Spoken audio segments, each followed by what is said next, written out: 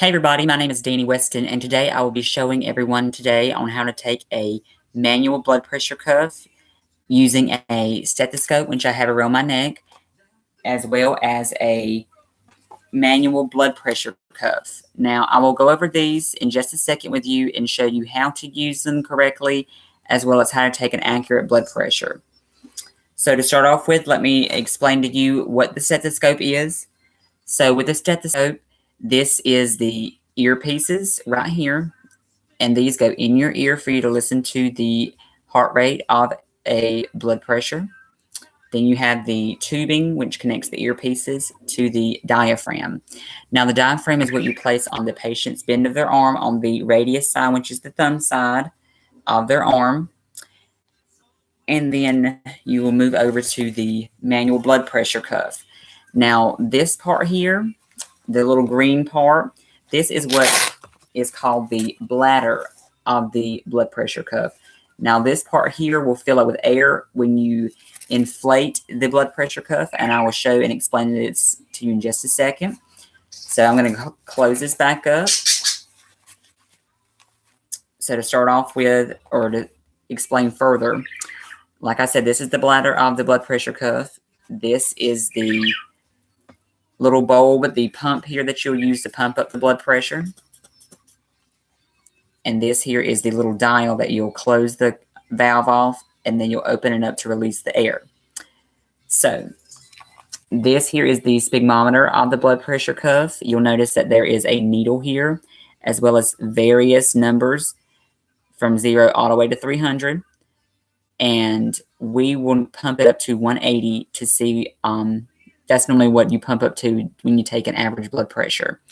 So let's go ahead and get started. Since I don't have a patient with me today, I'll do it on myself.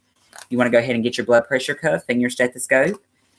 You will hold out your arm and make sure that the sphygmometer is facing up when you're doing your blood pressure. So go ahead and hold out your arm, and when you're placing this, make sure that it is snug. You don't want your blood pressure cuff falling off or getting an inaccurate blood pressure. So go ahead and tighten this up. Just make sure that your Velcro is good and tight, good and snug. And it is a little difficult when you are trying to do it on yourself. All right, so now that we got our blood pressure cuff on, I'm going to go ahead and take my stethoscope, put the earpieces in my ear, and the diaphragm, like I said, on the bend of the arm. And go ahead and get your little valve here that you're going to pump up. Make sure that the little turntable here, little notch is closed. We're going to start pumping up to 180. And if you can see that the little needle on the sphygmometer is moving up, we're going to, like I said, go to 180. Now that we're at 180, we're going to listen for the first heartbeat, which is the systolic. We heard that at 124. And the last beat at 78. All right, you can go ahead and take off your stethoscope and remove the blood pressure cuff and just close that back up. Put that over there. All right. So like I said, the blood pressure cuff, automatic, or the manual blood pressure cuff, you want to pump that up and listen for the first number, which is the systolic, like I said, and the diastolic is the last beat that you hear of the pulse in your artery there. And it's very important to have silence when you're taking a blood pressure cuff, because listening is everything. If there's noise and distractions around, make sure you're in a quiet area. I know sometimes that doesn't always happen, but make sure that you can hear what you're doing when you're taking a blood pressure.